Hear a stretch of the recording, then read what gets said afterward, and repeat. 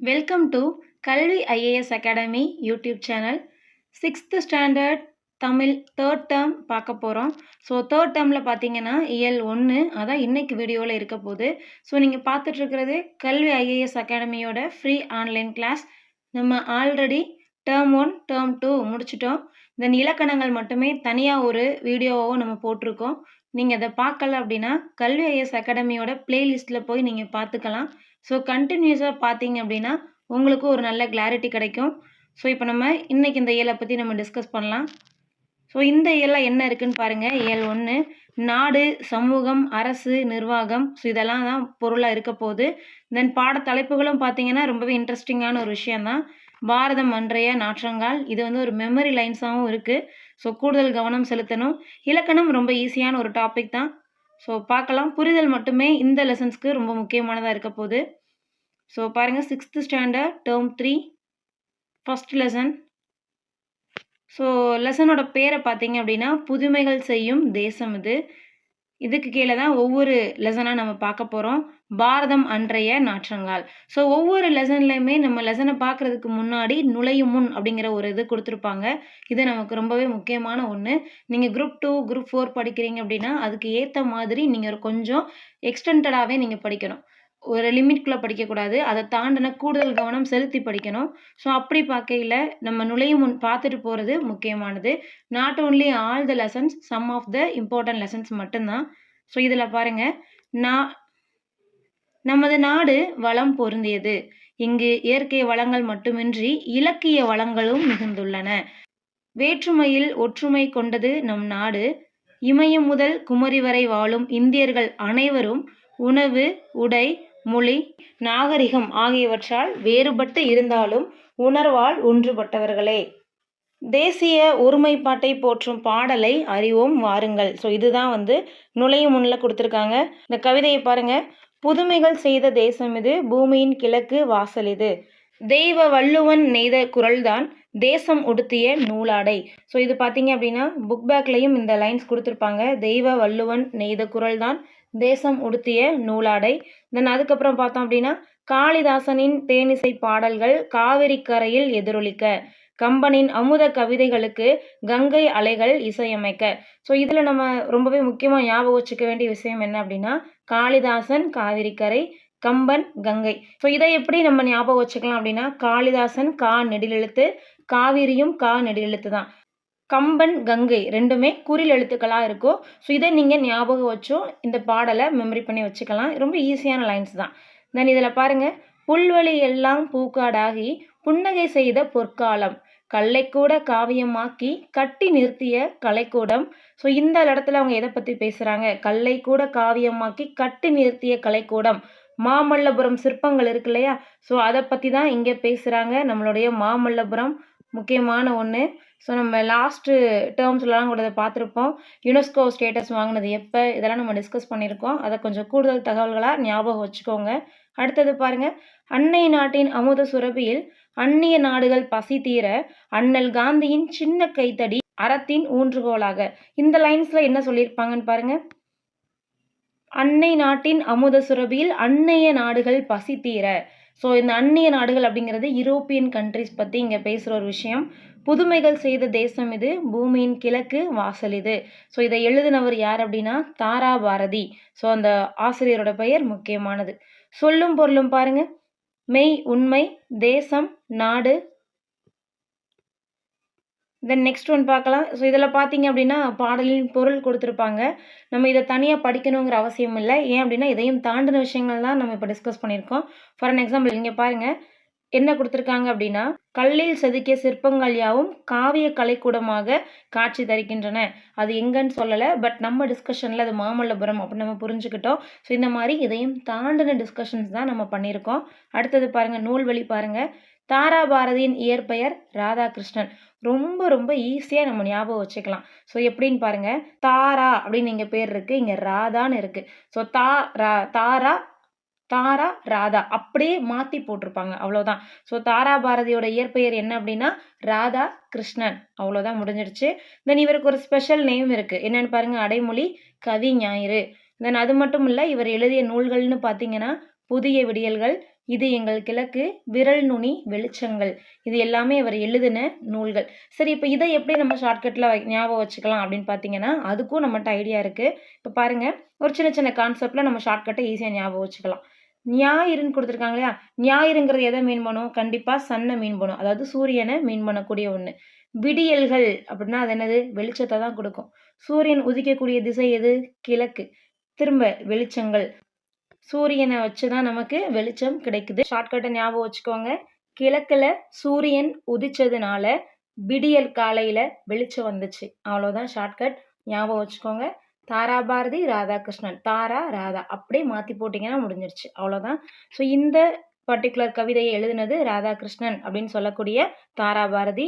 அதுக்கான ஷார்ட்கட்ஸும் பார்த்துட்டோம். இதுக்கு இது எனஃப் தான், ஞாபகம் வச்சுக்கோங்க. தென் அதே மாதிரி அடுத்து மதிப்பீடு பாருங்க. தேசம் உடுத்திய நூலாடை அப்படின்னு எதை சொல்றாங்க? திருக்குறளை சொல்றாங்க. அதே மாதிரி காளிதாசனின் தேனிசை பாடல்கள் எதிரொலிக்கக்கூடிய இடம் காவிரி கரை. ஸோ நம்ம ரைமிங்கை பார்த்துருந்தோமா? கா நெடில், இங்கேயும் கா நெடில் வரும். அதே மாதிரி கலைக்கூடமாக காட்சி தருவது எது? சிற்பக்கூடம். நமக்கு மாமல்லபுரம் சிற்பக்கூடத்தை பற்றி இப்போ நம்ம டிஸ்கஸ் பண்ணோம். ஸோ அதை நீங்கள் ஞாபகம் வச்சுக்கலாம். நூலாடை பிரித்து எழுதுங்க. நூல் கூட்டல் ஆடை. எதிரொலிக்க அப்படிங்கிறத எதிர்கூட்டல் ஒலிக்கணும் பிரிக்கலாம். ஸோ உங்களுக்கு ரெண்டில் ஒன்று சேர்த்து எழுதுக ஈஸியாக வருதுன்னா அதை ப்ரிஃபர் பண்ணுங்கள். பிரித்து எழுதுக ஈஸியாக வருதுன்னா அதை ப்ரிஃபர் பண்ணிக்கோங்க. இதே இது நீங்கள் ஹையர் ஸ்டடீஸில் வர ஒவ்வொரு இலக்கணமும் படிக்கும்போது இந்த தெளிவுகள் உங்களுக்கு நல்லாவே புரியும். அடுத்தது பார்க்கலாம் பாருங்க. ஒரு உரைநடை கொடுத்துருக்காங்க. தமிழ்நாட்டில் காந்தி. ஸோ காந்தியடிகள் பற்றின ஒரு முக்கியமான லெசன் இது. நிறைய விஷயங்கள் நமக்கு தெரிய வரும். ஸோ காந்தி அப்படின்னு சொன்னாலே அவருக்குன்னு ஒரு சில பாயிண்ட்ஸ் இருக்கு. இந்திய விடுதலைக்கு பாடுபட்டவர், பெண்கள் முன்னேற்றம், சமுதாய மறுமலர்ச்சி, தீண்டாமை ஒழிப்பு முதலியவற்றிற்காகவும் பாடுபட்டார். எளிமையை ஓர் அறமாக போற்றினார். காந்தின்னு எடுத்துக்கிட்டாலே சிம்பிளிசிட்டி தான் நமக்கு முக்கியம். தென் இந்தியாவில் அவருடைய காலடிப்படாத இடமே கிடையாது. ஸோ அப்படிப்பட்ட காந்தியடிகளை பற்றி தான் இந்த லெசனில் கொடுத்துருக்க போகிறாங்க பாருங்க. ஸோ மதுரையில் இருக்கக்கூடிய காந்தி மியூசியம், வாய்ப்பு கிடைச்சா கண்டிப்பாக போய் பார்க்க வேண்டிய இடத்துல இந்த இடம் ஒன்று, காந்தி மியூசியம். ஸோ பாருங்கள், இதில் நம்ம எல்லாமே படிக்கணுமா அப்படின்னா நாட் நெசசரி. நம்ம பாயிண்ட் பண்ணியிருக்கிறத மட்டும் நீங்கள் எக்ஸாம் பாயிண்ட் ஆஃப் வியூவில் படிக்கலாம். இல்லை நான் ஃபுல்லாகவே தெரிஞ்சுக்க போகிறேன் அப்படின்னா உங்ககிட்ட இருக்கிற புக்ஸை வச்சு நீங்கள் ஃபுல் ஸ்டோரியை கூட ரீட் பண்ணி பாருங்கள். ரொம்பவே இன்ட்ரெஸ்டிங்காகவும் நிறைய கருத்துக்கள் இருக்கக்கூடிய விஷயமாகவும் இருக்கும். பாருங்கள், 1919ஆம் ஆண்டு பிப்ரவரி மாதம் காந்தியடிகள் சென்னைக்கு வந்தார். அப்போது ஆங்கில அரசு ரவுலட் சட்டம் என்னும் கடுமையான சட்டத்தை நடைமுறைப்படுத்தி இருந்தது. ஸோ நம்ம ரவுலட் ஆக்ட் நம்ம படிச்சிருப்போம் இல்லையா? மாடர்ன் இந்தியாவில் படிச்சிருப்பீங்க. ஸோ அதை கொஞ்சம் ரிவைஸ் பண்ணி பார்த்து வச்சுக்கோங்க. ரவுலட் ஆக்ட் கிட்டத்தட்ட அந்த ஸ்டேஜில் ஒரு 4 முக்கியமான ஆக்ட்லாம் வரும். ஸோ அதெல்லாம் அப்படி லைட்டாக ரிவைஸ் பண்ணி வச்சுக்கிட்டிங்கன்னா ஈஸியாகவே இருக்கும். தென் அடுத்து பாருங்கள், இதை எதிர்த்து காந்தியடிகள் என்ன பண்ணுறாரு? போராட்டம் நடத்த திட்டமிடுறாரு. இதை பற்றி ராஜாஜியோட வீட்டில் ஒரு கூட்டமும் போடுறாங்க. ஸோ காந்தியடிகள் அப்போ ஒரு மெத்த மேல் உட்காந்துருப்பாரு. அவருக்கு பக்கத்தில் ராஜாஜியும் மற்ற தலைவர்களும் நின்றுட்டு இருக்காங்க. இந்த சுச்சுவேஷனில் அங்கே வேகமாக ஒருத்தர் வராரு. அவர் தான் நம்மளுடைய பாரதி. ஸோ அவர் என்ன கேட்குறாரு அப்படின்னா, காந்தி அவர்களே, நான் இன்று மாலை ஒரு பொதுக்கூட்டத்திற்கு ஏற்பாடு செஞ்சுருக்கேன். அதுக்கு நீங்கள் தலைமை தாங்க முடியுமா அப்படின்னு கேட்குறாரு. ஸோ அதுக்கு காந்தி அவர்கள் என்ன சொல்கிறார் அப்படின்னா, இல்லை எனக்கு வேறு ஒரு சில பணிகள் இருக்குதுன்னு சொல்கிறாரு. ஏன் அப்படின்னா ரவுலட் சட்டத்தை எதிர்த்து அவங்க போராட்டம் பண்ண போகிறாங்க இல்லையா? ஸோ அதுக்காக காந்தி அப்படி சொல்கிறாரு. உடனே இந்த பொதுக்கூட்டத்தை நாளைக்கு நடத்த முடியுமா அப்படின்னு காந்தி ஒரு கொஷின் கேட்குறாரு. அதுக்கு பாரதியார் ரொம்ப திட்டவட்டமாக ஒரு பதிலை சொல்கிறாரு. அது முடியாது, திட்டமிட்டபடி கூட்டம் நடக்கும். தாங்கள் தொடங்க போகும் இயக்கத்திற்கு என் வாழ்த்துக்கள் அப்படின்னு சொல்லிட்டு அவர் போயிடுறாரு. ஸோ ரொம்பவே ஒரு ஸ்ட்ரெயிட் ஃபார்வர்டான ஒரு பதிலை பாரதியார் கொடுத்துட்டு போவார். ஸோ இப்போ காந்தியடிகள் என்ன சொல்கிறார் அப்படின்னா, இவர் யார் அப்படின்னு சொல்லி ரொம்ப ஷாக்கிங்காக கேட்குறாரு ராஜாஜி கிட்ட. ஸோ இதுக்கு ராஜாஜி சொல்லுவார், இவர் எங்கள் தமிழ்நாட்டு கவிஞர் அப்படின்னு அவர் பதில் சொல்கிறாரு. உடனே காந்தியடிகள் சொல்கிற ஒரு விஷயம், இவரை பத்திரமா பாதுகாத்துக்கோங்க அப்படின்னு சொல்கிறாரு. தென் அடுத்தது பாருங்கள், இது 1919 நடக்கிற கதை. அடுத்து 1921 ஒரு முக்கியமான விஷயம் நடக்குது. காந்தி அவர்கள் தமிழ்நாட்டுக்கு வர்றாங்க. ஸோ அப்போது புகை வண்டியில் தான் மதுரைக்கு போயிட்டுருக்காரு. போகிற வழியில் நிறையா மக்கள் என்ன பண்ணுறாங்க அப்படின்னா, இடுப்பில் துண்டு மட்டுமே கட்டிட்டு நின்றுட்டுருக்காங்க. அப்போ காந்தியடிகள் ரொம்ப நீளமான ஒரு வேட்டி, தென் மேல் சட்டை, பெரிய தலைப்பாகை இது எல்லாமே அணிஞ்சிருக்காரு. ஸோ பெரும்பாலான இந்தியர்களுக்கு போட்டுக்கிறதுக்கே போதிய அளவு துணி இல்லாமல் இருக்காங்க அப்படிங்கிறத பார்த்து அவர் ரொம்ப ஃபீல் பண்ணுறாரு. உடனே நான் மட்டும் இவ்வளவு துணியெல்லாம் அணிகிறதா வேண்டாம் அப்படின்னு சொல்லி முடிவு பண்ணி ஒரு வேட்டியும் துண்டை மட்டுமே அணிகிறாரு. நீங்கள் இந்த படத்தில் பார்க்குறீங்க இல்லையா? ஸோ இதுதான் அவருடைய உண்மையான தோற்றம். ஸோ பாருங்கள், ஒரு வேட்டி, ஒரு துண்டு, ஒரு கைத்தடி, தென் ஒரு செப்பல், இவ்வளோதான் இவர் வச்சிருக்கிறது. ரொம்ப எளிமையான ஒரு தோற்றத்தை அவர் விரும்புகிறாரு. ஸோ காந்தி அவர்கள் அவருடைய மேலாடையை துறந்த இடம் எது அப்படின்னு பார்த்தீங்கன்னா மதுரை தான். ஸோ ரொம்ப முக்கியமான ஒன்று. தென் கானாடு காத்தான்கிற ஊரில் இருக்கக்கூடிய ஒரு ஸ்டோரியும் கொடுத்துருப்பாங்க. ஸோ இது எல்லாம் காந்தி அவர்களுடைய சிம்பிளிசிட்டியை காட்டுறதுக்கான விஷயம். தென் அடுத்து பாருங்கள், காந்தி அவர்கள் மீனாட்சி அம்மன் கோயில் சம்மந்தப்பட்ட ஒரு விஷயம் இது. ஸோ ஒரு மதுரையில் தங்கியிருக்கும்போது என்ன சொல்கிறாங்கன்னா, மீனாட்சி அம்மன் கோயிலுக்கு போகலாம் அப்படின்னு சொல்லி தலைவர்கள் அவரை கூப்பிடுவாங்க. அதுக்கு அவர் என்ன சொல்லுவார்னா, அந்த கோயிலுக்குள்ளே எல்லா மக்களும் போகிறதுக்கு அனுமதி இருக்கா, இதான் அவர் கேட்ட கொஷின். ஸோ அப்போ அங்கே இருந்தவங்க இல்லை அப்படின்னு சொல்கிறாங்க. ஸோ அப்படின்னா நான் அங்கே வரமாட்டேன் அப்படின்னு சொல்லி அதை மறுத்துருவார். திரும்ப பல வருஷங்களுக்கு பிறகு அந்த கோயிலுக்குள்ளே எல்லாரும் போகலாம் அப்படிங்கிற சட்டம் வந்த பிறகு தான் காந்தி அவர்கள் மீனாட்சி அம்மன் கோயிலுக்கே போயிருப்பாங்க. ஸோ இதுவும் ரொம்ப முக்கியமான ஒரு விஷயம் காந்தி அவர்களை பற்றி. தென் அடுத்து பாருங்க, தென்னாப்பிரிக்காவில் காந்தி அவர்கள் வாழ்ந்துட்டு இருக்கும்போது தமிழ் மொழியை கற்க தொடங்கினதாக அவர் சொல்லியிருப்பாரு. ஸோ அப்போ அவருக்கு பிடிச்ச நூல் எது, அவரை கவர்ந்த நூல் எது, இந்த மாதிரிலாம் கொஞ்சம் கொஷின்ஸ் கேட்கும்போது ஜி.யு. போப் எழுதின தமிழ் கையேடு இதுதான் அவரை கவர்ந்த நூலாக குறிப்பிடுவார். ஸோ இந்த இடத்துல நீங்கள் கூடுதலாக ஒரு தகவலை ஞாபகம் வைக்கணும். ஃபர்ஸ்ட் ஒன் பார்த்தீங்க அப்படின்னா காந்திக்கு பிடிச்ச நூல் இது ஜி.யு. போப் எழுதின தமிழ் கையேடு. ஓகே, முடிஞ்சு. பட் தமிழ் கையேடை எழுதினவர் யாரு? ஜி.யு. போப். இதையும் நீங்கள் ஞாபகம் வைக்கணும். தமிழ் ஏரியாவில் ஜி.யு. போப் ரொம்பவே முக்கியமான ஒரு பர்சனாலிட்டி. தென் அடுத்தது பாருங்க, காந்தியடிகளுக்கு மிகவும் கவர்ந்த ஒரு நூல் எந்த நூல் அப்படின்னு கேட்டால் திருக்குறள். ரொம்பவே முக்கியமான ஒன்று, இதையும் ஞாபகம் வச்சுக்கோங்க. இங்கே காந்தியடிகளும் உலக பொதுமுறையை போற்றக்கூடிய திருக்குறளை பற்றி தான் சொல்லியிருப்பார். ஸோ இப்போ திருக்குறள் எடுத்துக்கிட்டிங்கன்னா எத்தனை பால்கள் இருக்குன்னா 3 பால்கள் இருக்கும். ஒன்று அறத்துப்பால், இன்னொன்று பொருள்பால், இன்னொன்று இன்பத்துப்பால். ஸோ இதில் அறத்துப்பால் எடுத்துக்கிட்டிங்க அப்படின்னா 38 அதிகாரங்கள் இருக்கும். பொருள்பாலில் 70 அதிகாரங்கள் இருக்கும். இன்பத்துப்பாலில் 25 அதிகாரங்கள் இருக்கும். மொத்தமாக சேர்த்திங்க அப்படின்னா 133 அதிகாரங்கள் இருக்கும். ஸோ 133 இன்ட்டு 10 குறட்பாக்கள், 1330 குறட்பாக்களை உடையது தான் திருக்குறள். இதையும் இங்கே ஞாபகம் வச்சுக்கோங்க. தென் அடுத்தது பாருங்கள், 1937ஆம் ஆண்டு சென்னையில் ஒரு இலக்கிய மாநாடு நடைபெறுது. ஸோ அந்த மாநாட்டுக்கு தலைமை வகித்தவர் காந்தியடிகள் தான். ஸோ அப்போ உவேசா அவர்கள், உவேசான்னு சொல்கிறோம் இல்லையா, நம்ம உவே சுவாமிநாதர் ஐயா அவர்கள், ஸோ அவர் தான் வரவேற்பு குழுவோட தலைவராகவும் இருக்கிறாரு. ஸோ உவேசாவோட உரையை கேட்ட காந்தியடிகள் ரொம்ப சந்தோஷப்பட்ட ஒரு விஷயத்த சொல்லியிருக்காரு. என்ன அப்படின்னா, இந்த பெரியவருடைய அடி நிழலில் இருந்து தான் தமிழ் கற்க வேண்டும் அப்படிங்கிற ஆவல் வருதுன்னு சொல்லியிருப்பாரு. ஸோ உவேசா தமிழ் தாத்தா பேரை பார்த்து வச்சுக்கோங்க. ஸோ இதோட இந்த இயலோட முக்கியமான விஷயம் முடிஞ்சிடுச்சு. மதிப்பீடு பார்க்கலாம். காந்தியடிகளிடம் உடை அணிவதில் மாற்றத்தை ஏற்படுத்திய ஊர் எது அப்படின்னா மதுரை. தென் காந்தியடிகள் உவே சுவாமிநாதருடைய அடிநிழலில் இருந்து தமிழ் கற்க வேண்டும் அப்படிங்கிற விருப்பத்தை தெரிவிச்சிருப்பாரு. தென் பொறுத்துக்க கொடுத்துருக்காங்க பாருங்க. இலக்கிய மாநாடு நடைபெற்ற இடம் சென்னை. தமிழ்நாட்டு கவிஞர் பாரதியார். குற்றாலத்தில் அருவி. தமிழ் கையேடு ஆசிரியர் ஜி.யு. போப். நெக்ஸ்ட் ஒன் பார்க்கலாம். ஒரு விரிவானம் கொடுத்துருக்காங்க. இங்கே வேலு நாச்சியார், வீரப்பெண்மணி வேலு நாச்சியாரை பற்றி கொடுத்துருக்காங்க. ஸோ இவங்களும் உங்களுக்கு மாடர்ன் இந்தியாவில் கவர் ஆகக்கூடிய ஒரு டாபிக். ஸோ எக்ஸாமில் தமிழ்நாடு பற்றின கொஷின்ஸ் இருக்கும், மாடர்ன் இந்தியாவில் கொஷின்ஸ் இருக்கும். இதில் எல்லாத்துலேயுமே கவர் ஆகிறவங்க வேலு நாச்சியார், வீரமங்கை. ஸோ இவங்கள பற்றினதும் இருக்குது. ஸோ இதில் பாருங்கள், ஸோ விமன் அப்படிங்கிறதே தனியான ஒரு டாபிக் இருக்கும். அப்படி பார்க்கையில் விடுதலை போரில் ஆண்களுக்கு நிகராக செயல்பட்டு வெற்றி வாகை சூடிய பெண்களுள் ஒருவர் தான் வீரமங்கை வேலு நாச்சியார். ஸோ இவங்களை பற்றி பாருங்கள். இவங்க யார்? ராமநாதபுரத்தை ஆட்சி செஞ்சுக்கிட்டு இருந்த செல்லமுத்து அப்படிங்கிற மன்னரோட ஒரே மகள் தான் வேலு நாச்சியார். தமிழ் மொழியாகிய தமிழ் மட்டும் இல்லாமல் இங்கிலீஷ், ஃப்ரெஞ்சு, உருது ஆகிய மொழிகள்லையுமே அவங்க சிறப்பான ஒரு ஆள் தான். தென் சிலம்பம், குதிரை ஏற்றம், வால்போர், விற்பயிற்சி ஆகியவற்றையுமே முறையாக கற்றுக்கிட்டவங்க தான் இந்த அம்மா. தென் சிவகங்கை மன்னர் அப்படின்னு சொல்லக்கூடிய முத்துவடுகநாதரை கல்யாணம் பண்ணியிருப்பாங்க. இதுதான் இவங்களோட லைஃப்பில் ஒரு முக்கியமான டேர்னிங் பாயிண்ட்டாகவே இருக்கும். என்ன அப்படின்னா, காளையார் கோவில் அப்படின்னு சொல்லப்படக்கூடிய ஒரு கோவிலில் நடைபெற்ற போரில் முத்துவடுகநாதரை ஆங்கிலேயர்கள் நய வஞ்சகமாக கொண்டிருப்பாங்க. ஸோ இப்போ வேலு நாச்சியார் அவங்களுக்கு கோபம் வருது, நம்ம ஆங்கிலேயரை வென்று எப்படினாலும் சிவகங்கையை மீட்கணும் அப்படின்னு சொல்லி சொல்லுவாங்க. ஸோ சிவகங்கை அப்படின்னு பார்த்துக்கிட்டிங்கனாலே அது இரத்த பூமின்னு சொல்லி சொல்லுவாங்க. அந்த அளவுக்கு போர்களை கண்ட பூமி தான் சிவகங்கை ஏரியா. தென் திண்டுக்கல் கோட்டையில் அவங்க தங்கியிருக்கிறாங்க. ஏன் அப்படின்னா இப்போ ஆங்கிலேயருக்கு எதிராக போர் புரிய போகிறாங்க இல்லையா, ஸோ மிகப்பெரிய அளவில் படைகளை திரட்டணும் அப்படிங்கிறதுக்காக திண்டுக்கல் கோட்டையில் தங்கியிருப்பாங்க, படைகளையும் திரட்டுவாங்க. ஸோ இது இந்த ப்ராசஸ் வந்து ஒரு 8 வருஷம் தொடர்ந்துட்டுருக்கு. 8 வருஷத்துக்கு பிறகு திண்டுக்கல் கோட்டையில் ஒரு ஆலோசனை கூட்டமும் நடக்குது. ஸோ அப்போ அந்த கூட்டத்தில் யார் இருக்காங்க அப்படின்னா வீரமங்கை வேலுநாச்சியார் இருக்காங்க. அவங்களுடைய அமைச்சர் தாண்டவராயர் இருக்காரு.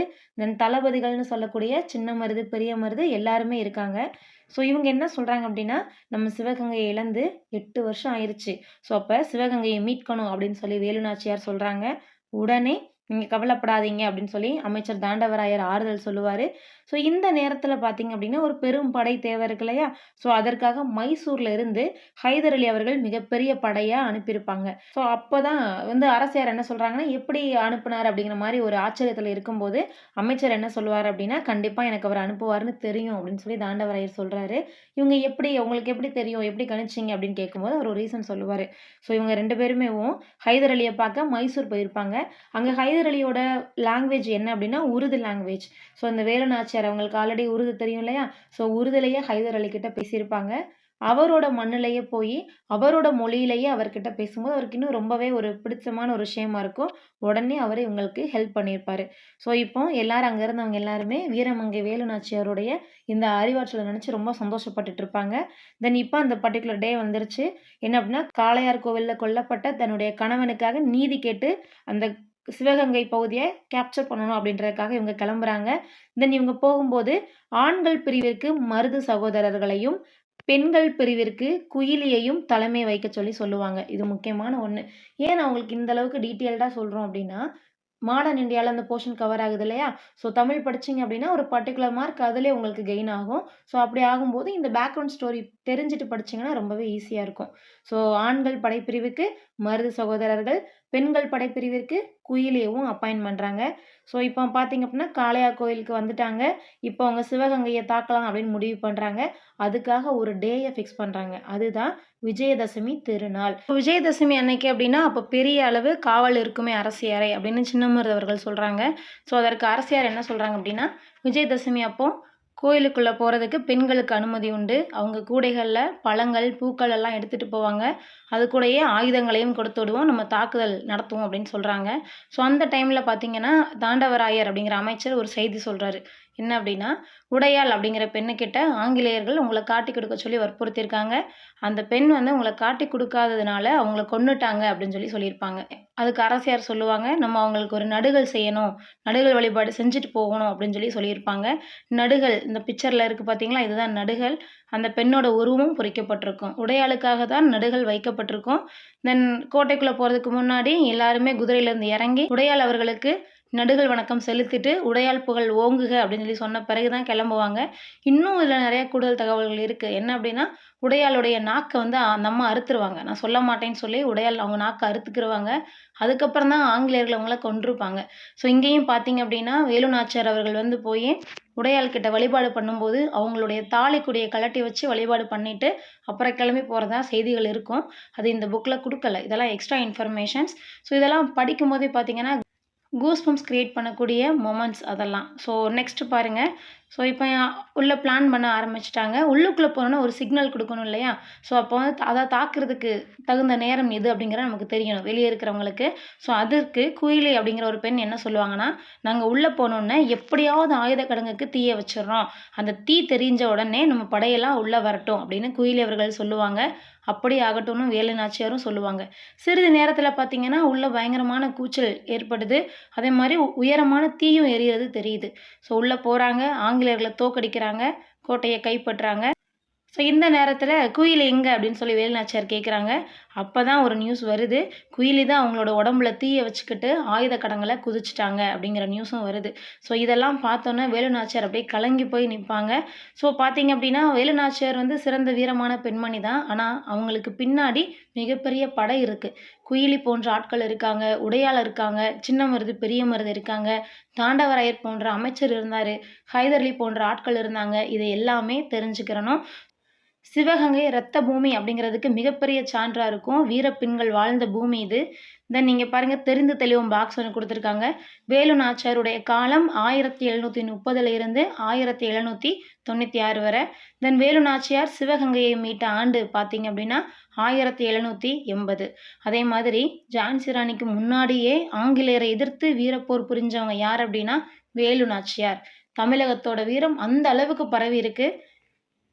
ஸோ இதோட இந்த லெசன் முடிஞ்சிடும். ஸோ இலக்கணம் பகுதி பாருங்கள். 4 வகை சொற்கள். தமிழில் சில எழுத்துக்கள் தனித்து நின்று பொருள் கொடுக்கும், இல்லை அப்படின்னா ஒன்றுக்கு மேற்பட்ட எழுத்துக்கள் தொடர்ந்து நின்று பொருள் கொடுக்கும். இதை தான் நம்ம சொல் அப்படின்னு சொல்லுவோம். பாருங்கள், ஈ ஒரு எழுத்து தான், ஆனால் வந்து பொருள் கொடுக்குது. அதே மாதிரி கடல் 3 எழுத்து பொருள் கொடுக்குது. கல் 2 எழுத்து பொருள் கொடுக்குது. ஸோ ரொம்பவே முக்கியமான ஒரு விஷயம் என்ன அப்படின்னா, சொல் என்பது நமக்கு பொருள் கொடுக்கணும். பொருள் கொடுத்தாதான் அதை நம்ம சொல்லுன்னு எடுத்துக்கிடுவோம், இல்லாட்டி அதை சொல்லுன்னு ஏற்றுக்க மாட்டோம். இது ரொம்ப முக்கியமான ஒரு விஷயம். சரி, இந்த வகையில் பார்த்தீங்க அப்படின்னா 4 வகையான சொல் கொடுக்குறாங்க. இது எக்ஸாம்ஸ்க்கு ரொம்பவே முக்கியமான ஒரு விஷயம். எத்தனை வகையான சொல் இருக்குது அப்படின்னு கேட்டால் 4 வகையான சொல் இருக்குது. பெயர்ச்சொல், வினைச்சொல், இடைச்சொல், உரிச்சொல். பெயர்ச்சொல்னா என்ன? ஒரு பெயரை குறிச்சிச்சுன்னா அது பெயர்ச்சொல் எனப்படும். ஃபார் எக்ஸாம்பிள் பாருங்கள், பாரதி, பள்ளி, காலை, கண், நன்மை, ஓடுதல், இது எல்லாமே பெயர்ச்சொல் தான். ஸோ ஒரு பெயரை குறிக்குதுன்னா அது பெயர்ச்சொல். ரொம்ப ஈஸிங்க, அப்படியே ஞாபகம் வச்சுக்கலாம். அதே மாதிரி வினைச்சொல் பாருங்கள். வினை அப்படின்னா செயல்னு அர்த்தம். நம்ம இங்கிலீஷில் வெர்புன்னு சொல்கிறோம் பார்த்தீங்களா, அதுதான் இங்கே செயல்னு அர்த்தம். ஸோ ஒரு செயலை குறிக்கக்கூடிய சொல் வினைச்சொல் அப்படின்னு நம்ம சொல்லலாம். வா, போ, எழுது, படி, தூங்கு, விளையாடு, இது எல்லாமே வினைச்சொற்கள் தான். ஸோ வெர்ப் அப்படிங்கிறத தான் நம்ம தமிழில் வினைச்சொல்னு சொல்கிறோம். சிம்பிளாக கூட ஞாபகம் வச்சுக்கோங்க. அடுத்து பாருங்கள், இடைச்சொல் பாருங்கள். பெயர் சொல்லையும் வினைச்சொல்லையும் சார்ந்து வரக்கூடிய சொல் தான் இடைச்சொல். இது தனித்து இயங்காது. ரொம்பவே முக்கியமான ஒரு பாயிண்ட் இது. இடைச்சொல் தனித்து இயங்காது. ஸோ பெயர் சொல்லையும் வினைச்சொல்லையும் சேர்த்து வரும். இப்போ பாருங்கள், நம்ம இங்கிலீஷில் காம்பவுண்ட் வேர்ட்ஸ்ன்னு சொல்லி நம்ம படிச்சிருப்போம் இல்லையா, அந்த மாதிரி வார்த்தைகள் தான் இது. ஸோ தந்தையும் தாயும், இதில் பார்த்தீங்க அப்படின்னா அப்படிங்கிற இந்த ஒரு வார்த்தை கூட மறைஞ்சு வந்திருக்கு. தந்தையும் தாயும். மற்றொருவர், மற்ற அப்படிங்கக்கூடிய சொல். திருக்குறளை, திருக்குறளை. இப்போ திருக்குறள் எழுதியவர் திருவள்ளுவர் இருக்குன்னு வச்சுக்கிறோம். நம்ம எப்படி சொல்லுவோம்? திருக்குறள் எழுதியவர் திருவள்ளுவர் அப்படின்னு சொன்னால் பொருள் கொடுக்குமா? கொடுக்காது. அப்போ என்ன பண்ணுவோம்? திருக்குறளை எழுதியவர் திருவள்ளுவர். அப்போ அந்த ஐங்கிற அந்த வார்த்தையை கூட சேர்ப்போம். ஓகே. அவனும் இவனும் நண்பர்கள் அப்படின்னு ஒரு வார்த்தை சொல்கிறோம்னு வச்சுக்கிறோம். அவன் இவன் நண்பர்கள், பொருள் கொடுக்குதா? கொடுக்கல. ஸோ நமக்கு முக்கியமான விஷயமே என்ன பண்ணணும்? அது பொருள் கொடுக்கணும். அவனும் இவனும் அப்படின்னு சொல்லும்போது உம்முங்கிற வார்த்தை கூட வரும். இந்த மாதிரி நடுவில் ஒரு வார்த்தை வருது அப்படின்னா அது இடைச்சொல். அப்படி நீங்கள் எப்படி இங்கிலீஷில் பாருங்கள், Ravi and Radha both are friends அப்படின்னு வச்சுக்கிறோம். ஸோ ரவி அண்ட் ராதா அப்படின்னு தான் சொல்கிறோம். அண்ட் அப்படிங்கக்கூடிய வார்த்தை அங்கே மறைஞ்சு வந்திருக்கு. ஸோ இந்த மாதிரி வர்றதா இடைச்சொல். அடுத்து பாருங்கள், உரிச்சொல் பாருங்கள். பெயர்ச்சொல், வினைச்சொல் ஆகியவற்றோட தன்மையை மிகுதிப்படுத்தி சொல்லணும் அப்படின்னா அதான் உரிச்சொல். பாருங்கள், நகரம் முடிஞ்சிருச்சு, ஆனால் என்ன சொல்லுவோம்? அது மாநகரம். மா அப்படிங்கிற ஒரு வார்த்தையை போடுறோம். சிறந்தது என்னன்னு சொல்லுவோம்? சால சிறந்தது. ஸோ இந்த மா, சாலை இதெல்லாம் வந்து உரிச்சொல்ல வரும். இது மட்டும் கிடையாது, சால, தவ, நனி இந்த மாதிரியான சொற்களையும் சேர்த்து ஞாபகம் வச்சுக்கோங்க. உருவும் கூட நம்ம சேர்த்துக்கலாம். இந்த மாதிரியான விஷயங்களும் உரிச்சொல்ல வரக்கூடிய விஷயங்கள். சால, தவ, உரு, நனி, மா அப்படின்னு சொல்லுவோம். ஸோ இது எல்லாமே உரிச்சொல்ல வரக்கூடிய கீவேர்ட்ஸ். இதை கொஞ்சம் ஞாபகம் வச்சு சைடில் நோட் பண்ணி வச்சுக்கிட்டிங்கன்னா கொஞ்சம் ஈஸியாக இருக்கும். இதுதான் 4 வகையான சொற்கள். கற்பவை கற்ற பின் போட்டு பாருங்கள். வளவனும் தங்கையும் மாநகர பேருந்தில் ஏறினர். வளவனும் தங்கையும் வருதா? ஸோ அப்படின்னு கூட இடைச்சொல் வருது. மாநகர பேருந்து, மா அப்படிங்கக்கூடியது என்ன சொல்? உரிச்சொல். அதுவும் இங்கே வருது. நாள்தோறும் திருக்குறளை படி. ஐ அப்படிங்கிற வார்த்தை வருதா? திருக்குறளை. ஸோ அப்போ ஐ அப்படிங்கிறது என்னவா இருக்குது? இடைச்சொல்லா இருக்குது. ஏழைக்கு உதவுதல் சால சிறந்தது. அப்போ பாருங்கள், சாலை அப்படிங்கக்கூடியது என்னவா இருக்குது? அது ஒரு உரிச்சொல்லா இங்கே இருக்குது. ஸோ அப்போ நம்ம இதை மார்க் பண்ணோம் அப்படின்னா வளவனும் தங்கையும் மாநகரம், மா மார்க் பண்ணிக்கிட்டோம். அதே மாதிரி நாள்தோறும் திருக்குறளை மார்க் பண்ணிக்கலாம். ஏழைக்கு உதவுதல் சால சிறந்தது. ஸோ இந்த மாதிரி விஷயங்கள் தான் இங்கே முக்கியமான ஒன்று. மதிப்பீடு போட்டு பாருங்க. சொல்களை அறிஞ்சு பொருந்தாத சொல் எது அப்படின்னு கண்டுபிடிங்க. அடுத்தது பாருங்க, அதே மாதிரி அகர வரிசைப்படுத்துக ரொம்ப முக்கியமான ஒரு ஏரியா இது. உங்களுக்கு குரூப் 4ல் இந்த மாதிரி எக்ஸாம்ஸ்லாம் கொஞ்சம் கேட்பாங்க. அகர வரிசைப்படுத்தி எழுதணும். அதுக்காக இதெல்லாம் போட்டு பாருங்க, முக்கியம். இந்த நெக்ஸ்ட் ஒன் பாருங்க, கலைச்சொல் அறிவோம் பாருங்க. நாட்டுப்பற்று, பேட்ரியாட்டிசம், கலைக்கூடம், ஆர்ட் கேலரி, இலக்கியம், லிட்ரேச்சர், மெய்யுணர்வு, நாலேஜ் ஆஃப் ரியாலிட்டி. இந்த இயல் முடியுது. நெக்ஸ்ட் வீடியோவில் இயல் 2 பார்க்கலாம். தென் இதுக்கு முன்னாடி இயல் 1, இயல் 2 எல்லாமே கம்ப்ளீட் ஆயிடுச்சு. டேர்ம் வைஸ் பார்த்தீங்கன்னா 6th first term, second term complete ஆகிடுச்சு. ஸோ நீங்கள் பார்க்கல அப்படின்னு சொன்னால் கல்வி ஐஎஸ் அகாடமியோட பிளேலிஸ்ட்டில் இருக்கும் பாருங்கள். தென் அதே மாதிரி ஒவ்வொரு டேர்ம் முடிஞ்ச பிறகும் அந்த இலக்கணங்களும் மட்டுமே தனியாகவும் ஒரு வீடியோவாக டிஸ்பிளே ஆகும். ஸோ அதுவும் இலக்கணங்கிற தனியாக ஒரு சாப்டர்லேயும் நீங்கள் பார்க்கலாம். ஸோ அந்த பிளேலிஸ்ட்டையும் கொஞ்சம் யூஸ் பண்ணிக்கிட்டிங்கன்னா ஈஸியாக இருக்கும். பார்க்கல அப்படிங்கிறவங்களுக்கு அந்த கண்டினியூட்டி முக்கியம் இல்லையா? ஏன்னா இப்போ 6th ஸ்டாண்டர்டில் பார்த்தீங்கன்னா கொஞ்சம் சின்ன சின்ன வகையான கிராமர்ஸ் இருக்கும். மேலே போக போக இதோட கண்டினியூஷன் அடுத்த கட்ட லெவலில் இருக்கும். பேசிக்ஸ் தெரிஞ்சால் தான் நமக்கு 9th 10th இந்த மாதிரியான படிக்கிறதுக்கெலாம் ரொம்பவே யூஸ்ஃபுல்லாக இருக்கும். ஸோ ஸ்கிப் பண்ணாமல் ஒவ்வொன்றா கரெக்டாக பார்த்து வச்சுக்கோங்க. பிளேலிஸ்ட் ரொம்ப உங்களுக்கு ஹெல்ப் பண்ணும். தென் தேங்க்யூ அண்ட் தேங்க்ஸ் ஃபார் வாட்சிங்.